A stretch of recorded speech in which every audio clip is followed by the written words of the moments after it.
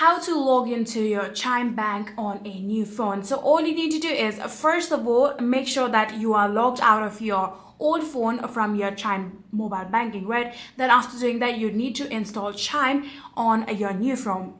You can get it from your Play Store or your App Store. Simply install the application, then open it.